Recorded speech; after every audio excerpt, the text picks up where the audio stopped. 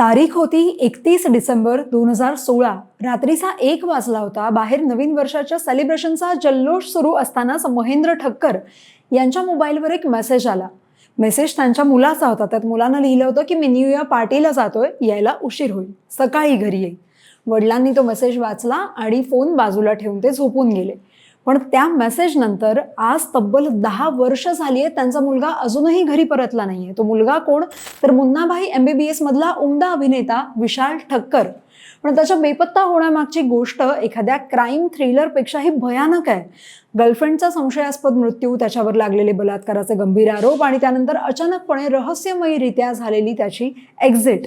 काय घडलं होतं त्या रात्री? विशाल स्वतःहून गायब झाला की त्याला गायब करण्यात आलं? 10 वर्षांपासून पोलिसांना न सुटलेलं हे कोडं नक्की काय आहे, सगळं जाणून घेऊया या व्हिडिओच्या माध्यमातून. नमस्कार, मी आकांक्षा आणि तुम्ही पाहताय लगावबत्ती.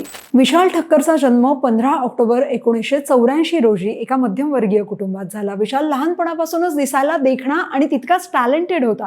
त्याच्या आयुष्याला कलाटणी मिळाली ती एका गरबा नाईटमुळे.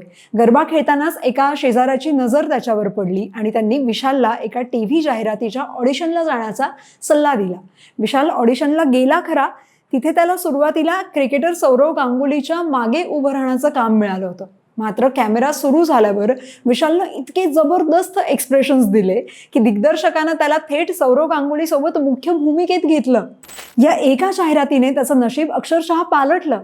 त्यानंतर रसना, हाजमोला आणि बर्जर पेंट सारख्या मोठ्या ब्रँडच्या जाहिराती त्याला मिळायला लागल्या. पुढे 2001 मध्ये चांदनी बार या गाजलेल्या सिनेमामध्ये त्याने तब्बूच्या मुलाची भूमिका साकारली. पण खऱ्या अर्थानं तो घराघरात पोहोचला 2003च्या मुन्नाभाई MBBS मुळे.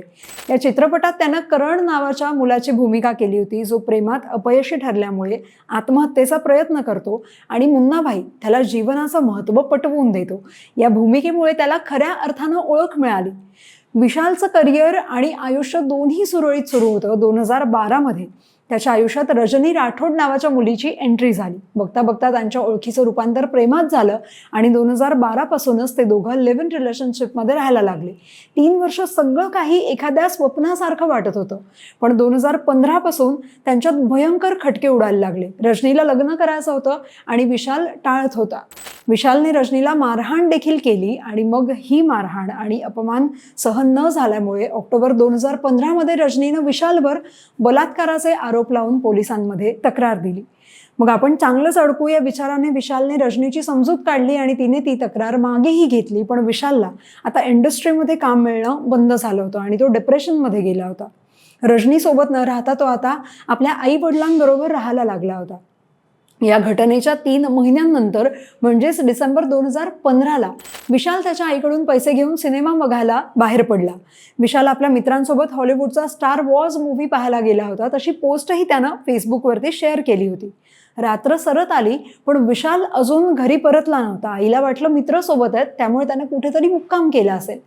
तेवढ्याच रात्री उशिरा वडिलांच्या फोनवर विशालचा मेसेज आला, मी न्यू इयर पार्टीला जातोय, सकाळी घरी येतो.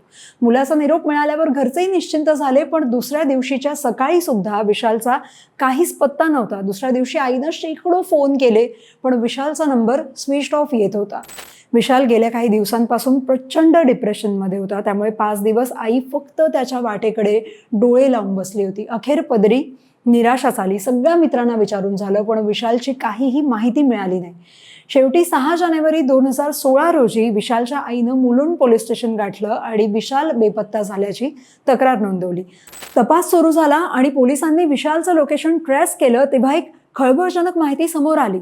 1 जानेवारी 2016च्या सकाळी 11:45 विशाल घोडबंदर रोडवर तब्बल 45 मिनिटं थांबला होता आणि धक्कादायक म्हणजे कॉल रेकॉर्डनुसार त्याची गर्लफ्रेंड रजनी राठोड सुद्धा त्याच्यासोबतच होती. पोलिसांनी तातडीनं रजनीला गाठलं कारण विशालला पाहणारी ती शेवटची व्यक्ती होती. रजनीनं सांगितलं की आदल्या रात्री मूव्ही पाहिल्यानंतर ते मित्रांसोबत मुंबई अहमदाबाद हायवेवर एका रिसॉर्टवर पार्टीसाठी गेले होते. दुसऱ्या दिवशी सकाळी घोडबंदरला चहा पिऊन झाल्यावर विशालनं सांगितलं की त्याला अंधेरीला एका मित्राला भेटायला जायचं. विशालला उशीर होत होता म्हणून त्यानं तिथून एक रिक्षा पकडली आणि तो निघून गेला. पण काही वेळाने जेव्हा रजनीने त्याला फोन लावला तेव्हा त्याचा नंबर स्विच ऑफ येत होता. विशाल नेमका कोणत्या रिक्षात बसला आणि अंधेरीच्या दिशेनं जाताना वाटेत असं नेमकी काय घडलं, हे कोडं सोडवण्यासाठी पोलीस ऑफिसर राकेश पांडे यांच्याकडे ही केस सोपवली गेली. पण त्यांच्यासाठीही विशाल ठक्करची ही केस आयुष्यातली सगळ्यात मोठं रहस्य ठरली आणि विशालचा कुठेच मागमूसही लागला नाही. विशालला शोधण्यासाठी पोलिसांनी अथक प्रयत्न केले. त्यांनी प्रत्येकाची चौकशी केली. संपूर्ण परिसरातले CCTV फुटेजेस तपासले गेले. रुग्णालयातही चौकशी झाली, पण त्यांना काहीही सापडलं नाही.